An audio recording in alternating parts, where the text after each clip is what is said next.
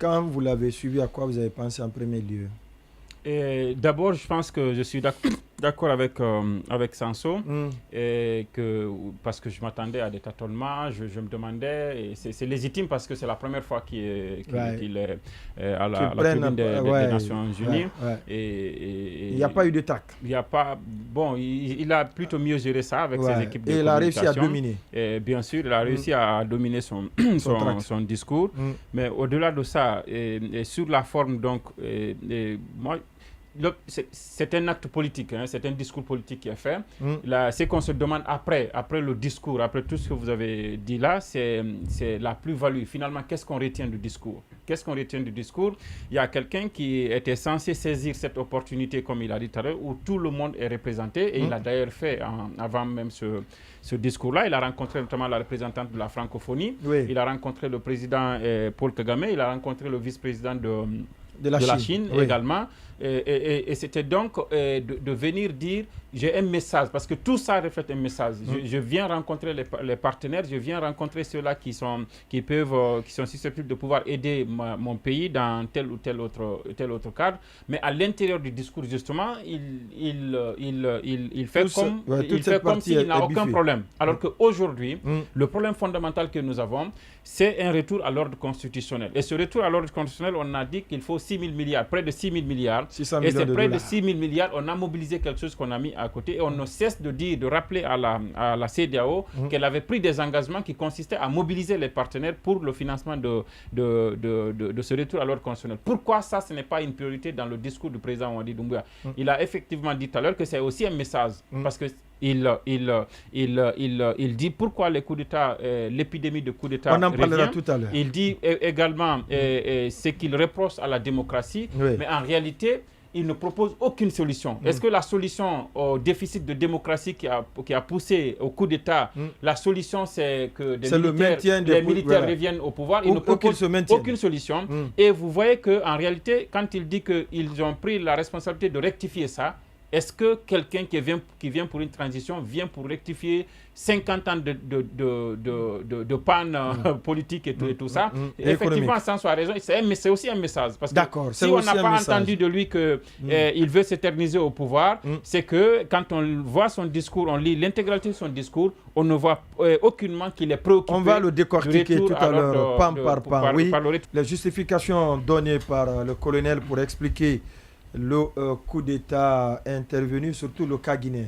Oui, effectivement, Sanso l'a dit, c'est que en réalité, il y a des arguments qui ne peuvent plus tenir la route, qui ne tenaient d'ailleurs pas depuis longtemps. C'est le cas du Mali, c'est le cas du Burkina, mais aussi du Niger.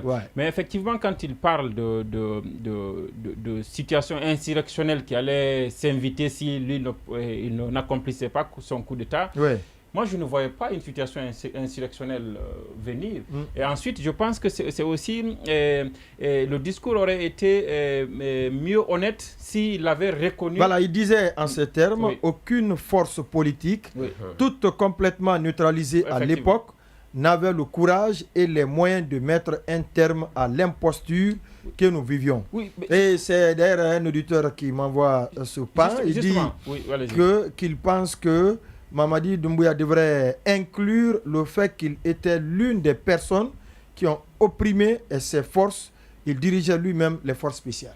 Effectivement. Mouloukou qui nous envoie ce message. C'est-à-dire que le haut gradé qui pense qu'on opprime la population, est-ce que la solution c'est toujours d'aller renverser le président? Est-ce que la solution n'est pas aussi se désolidariser et démissionner?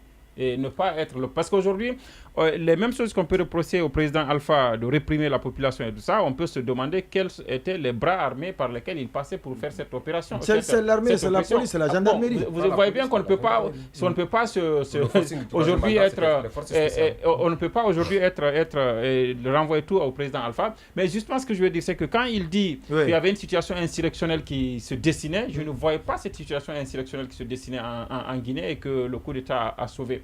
L'autre chose, c'est quand il n'a... Voilà, je le disais, le discours aurait été mieux, plus courageux s'il avait reconnu au moins qu'en réalité, s'il a réussi son coup d'État, c'est parce qu'il y avait une forte opposition qui avait fragilisé le président Alpha Condé. Qui avait fragilisé le président Alpha Condé. Ça, il ne faut pas qu'il l'oublie. Et je pense qu'il y a... Comme c'est le cas quasiment aujourd'hui. Justement, à l'époque, il y avait une forte opposition qui avait réussi quand même à montrer qu'en réalité, ce que nous avons en face, même s'il a raison, ils n'ont pas réussi à empêcher que le président Alpha obtienne un 3e mandat. C'est vrai qu'à un moment donné, on avait même l'impression qu'il n'y avait plus d'opposition parce que c'est lui-même, il était dans une sorte de prison à ciel ouvert. Mais en réalité, il séquestrait. Mais en réalité, le président, on m'a dit, aurait pu reconnaître dans son discours qu'il y a eu quand même un combat qui avait été mené pour refuser qui a facilité effectivement cette oppression. L'acceptation du coup d'État. Mais justement, mais au-delà de ça, c'est qu'aujourd'hui, quand il parle de promesses non tenues, il a dit, les promesses non tenues, on peut lui retourner ça parce que le dialogue, l'inclusivité qu'il avait promise dans son discours et dans la charte de la transition, ce dialogue inclusif, il n'existe pas aujourd'hui. La liberté. La liberté qu'avec... Mais vous savez, il y a... La tuerie dans le sillage des manifestations. Mais vous savez, ce qu'il ne faut pas oublier, c'est que ces architectes de discours, ceux qui font ces discours-là, souvent, ils peuvent s'écarter un peu de réalité politique parce que c'est des spécialistes qui peuvent vous donner un bon discours que vous pouvez aller déclamer comme un poème. Mais en réalité, ceux devant qui vous lisez ces discours, ce sont des gens qui ont des représentants dans ce pays. Ce soit des pays qui ont des ambassades ou des organisations qui ont des représentations ici, qui savent que la question des droits de l'homme, elle est d'actualité chez nous. Qui savent qu'il y a plus de 10 Guinéens qui sont morts. On se reprendra tout à l'heure. Quand on partait à la pause. À la pause, oui. Voilà. Et je vais juste dire que l'exemple le plus illustratif à opposer à ce que Baila a dit, c'est au Sri Lanka. Le président avait même fui. Il a quitté le palais. Le peuple, la population est venue envahir le palais. Les gens nageaient dans la piscine du président, mais ça n'a pas envoyé l'armée à prendre le pouvoir. Ça, c'est au Sri Lanka.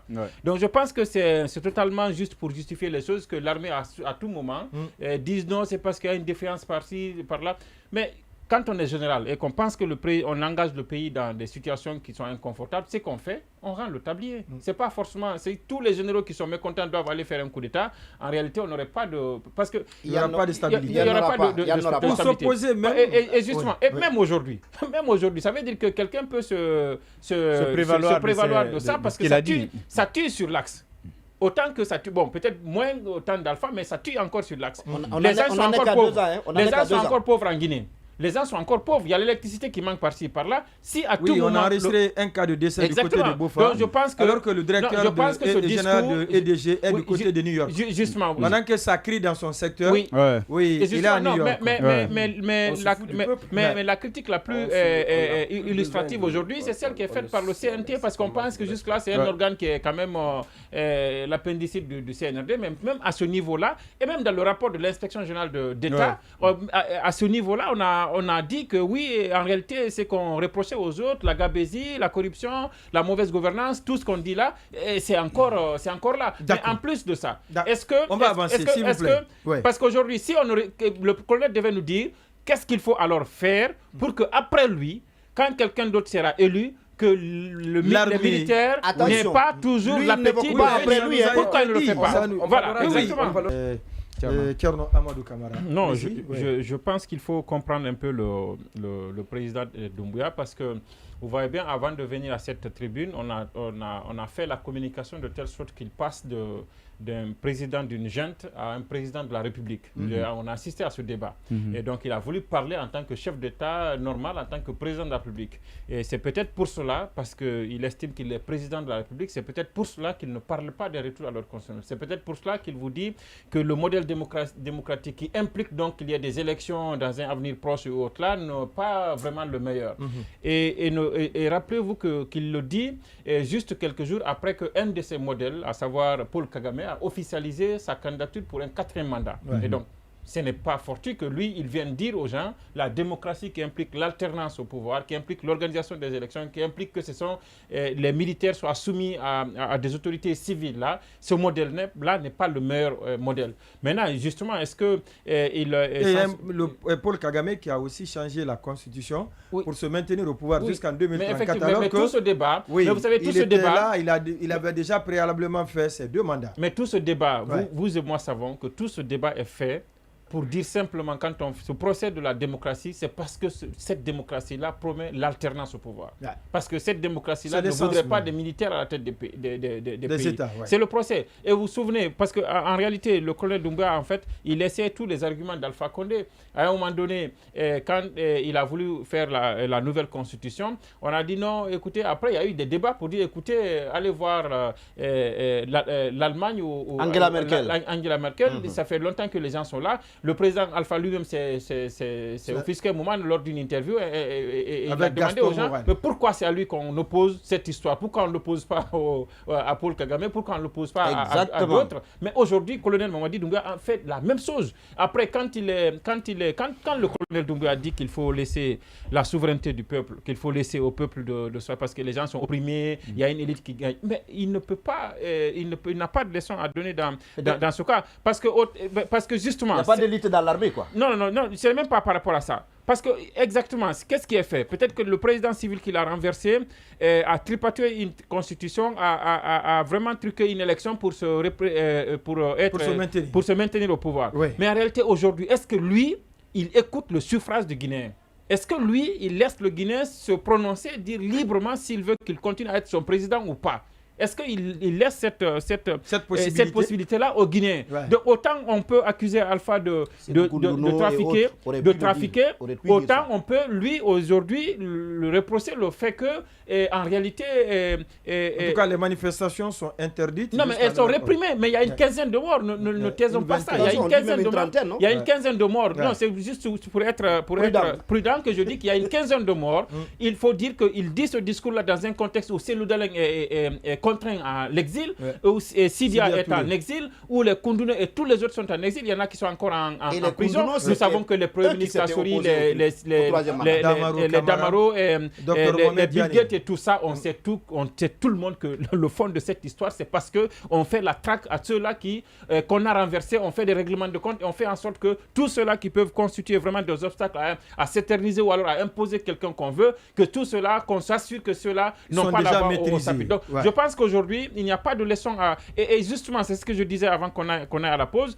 Et ces institutions devant lesquelles on parle, l'ONU et tout cela, la francophonie, ces pays, les États-Unis, la France, c'est des gens qui ont des représentations diplomatiques dans notre pays. C'est des gens à qui on remonte les informations au jour le jour, qui savent pertinemment que pendant le colonel Doumbouya accuse Alpha Condé de s'enrichir, mais qui savent qu'en réalité, il ne vient pas du prolétaire, là. Il fait partie de la bourgeoisie.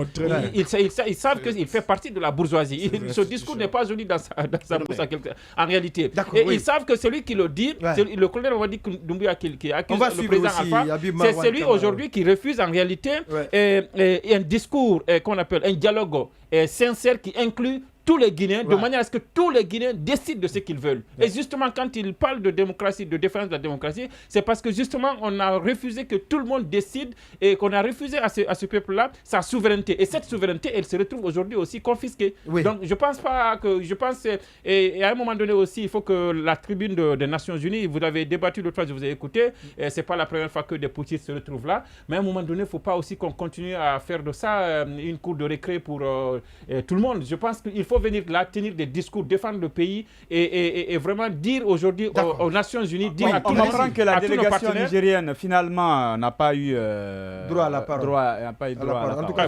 pourquoi ça? Pourtant, elle était dans la salle. C'est ça aussi la contradiction de la... Et le ministre de Bazoum était porté disparu. On n'a pas vu. C'est le coup d'état de trop. Mais c'est ça aussi la contradiction de ce qu'on appelle la communauté internationale. Mais en réalité, une société internationale où chacun défend en réalité ses intérêts directement.